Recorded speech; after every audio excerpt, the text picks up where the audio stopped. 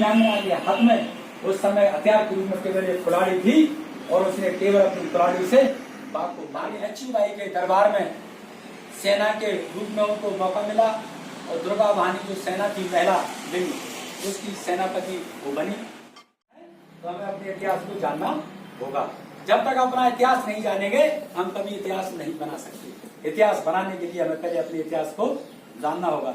इतिहास से हमें शक्ति मिलती है और शक्ति से हमें ऊर्जा मिलती है।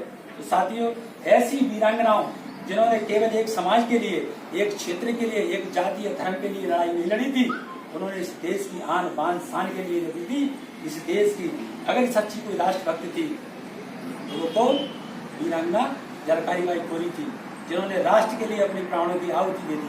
साथियों, लड़ते लड़ते जब जैसे उनको पता लगा कि एक तरफ अंग्रेजों से उनका पति पूरन कोरी लड़ रहा था, आज भी आप झांसी के किले में जाएंगे तो पता लगा झलकारी बाई की नहीं है।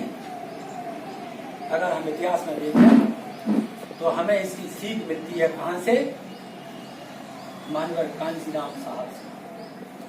जब देश के अंदर कांशीराम साहब का जन्म हुआ तब देश के अंदर तमाम जो इतिहास में हमारे महापुरुष दफन थे वो सारे महापुरुषों का इतिहास मानवर कांशीराम साहब ने मिला। तब हमें पता लगा कि डॉक्टर रावण वर्मा, मैं अजास का प्रांतीय सचिव। आज के कार्यक्रम को आज 22 नवंबर को वीरांगना झलकारी बाई कोरी के जयंती के अवसर पर अजास कार्यालय में एक संगोष्ठी रखी गई है ताकि हम उनके जीवन संघर्ष से प्रेरणा ले सकें, उनके जीवन परिचय को अपने समाज के बीच में प्रचारित कर सकें। सर, आज सभी को मैं वीरांगना झलकारी बाई की जयंती पर सभी को शुभकामनाएं देता हूँ। हम सब जानते हैं कि 1857 की जो लड़ाई है, क्रांति में जो शहीद हुई है महारानी लक्ष्मीबाई के साथ, जिनके सेनापति के रूप में दुर्गा वाहिनी की प्रमुख थी और सही मायने में अंग्रेजों के साथ इन्होंने लड़ाई करके शहीद हुई। हम उनका जयंती के रूप में सभी को शुभकामनाएं देते हैं। मैं सर पुलिस प्रांतीय संयुक्त सचिव अजाक्स।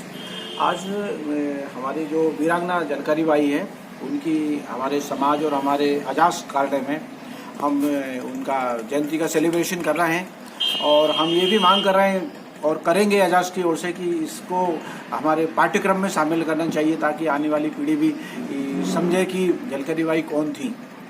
ये हमारा उद्देश्य है कि इस कार्यक्रम को पूरे देश में मनाना चाहिए, क्योंकि जो लड़ाई लड़ी थी वो पूरे हिंदुस्तान के लिए लड़ी थी, ना कि कोई एक स्थान विशेष के लिए या व्यक्ति विशेष के लिए। उनको इतिहास में जगह मिलना चाहिए, समझे आने वाली पीढ़ी भी कि झलकारी बाई कौन थी आगे। यही हमारा उद्देश्य है। आज झलकारी बाई जयंती है और मैं इस जयंती के उपलक्ष्य में सभी देशवासियों को बधाई देता हूँ, शुभकामनाएं देता हूँ। और माँ झलकारी बाई जो हमारी समाज की जो एक महान महिला थी, उन्होंने देश की आज़ादी में अपनी महत्वपूर्ण भूमिका निभाई और उनके इतिहास के पढ़ने से ये स्पष्ट होता है कि हम लोग नमक हलाल होते हैं, नमक हराम नहीं होते। हम लोगों ने जब भी जिस समाज के लिए भी लड़ा है, निश्चित तौर पे अपनी जान की कुर्बानी लगाई है और जान की कुर्बानी लगाने के बाद भी हम लोगों को इतिहास में जो जगह नहीं मिलती है, तो मैं आपके माध्यम से, जैसा हमारे कोहली साहब ने कहा कि इतिहास में निश्चित तौर पे उनको स्थान मिलना चाहिए और मध्य प्रदेश के पाठ्यक्रम में इसको झलकारी बाई जो वीरांगना झलकारी बाई है उनको पढ़ाई के लिए उनको एक पाठ्यक्रम के रूप में शामिल करना चाहिए। और पुनः आपके माध्यम से मैं उन देशवासियों को झलकारी बाई की जयंती के उपलक्ष्य में बधाई और शुभकामनाएं प्रेषित करता हूँ। धन्यवाद। अशोक कुमार बेन, जिलाध्यक्ष अजाक्स भोपाल।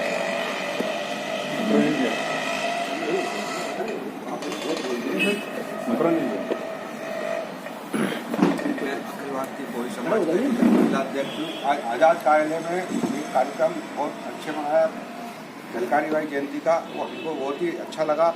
ऐसे ही कार्यक्रम हर समाज के लोग और हर जिले के लोग मनाए और हमने आजाद लोगों की बहुत बहुत बधाई देते जो उन्होंने इस जन्मदिन का हम सबको बुलाया। सर नाम बताइए। दिनेश कुमार कोरी, जिलाध्यक्ष भोपाल। मकरोनी जी। हाँ वो अच्छा। एक मिनट।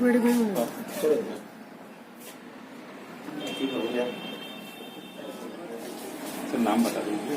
राजेंद्र मंगरैया। आज के बारे में आज जो कार्यक्रम है रखा है आपने यहाँ पे?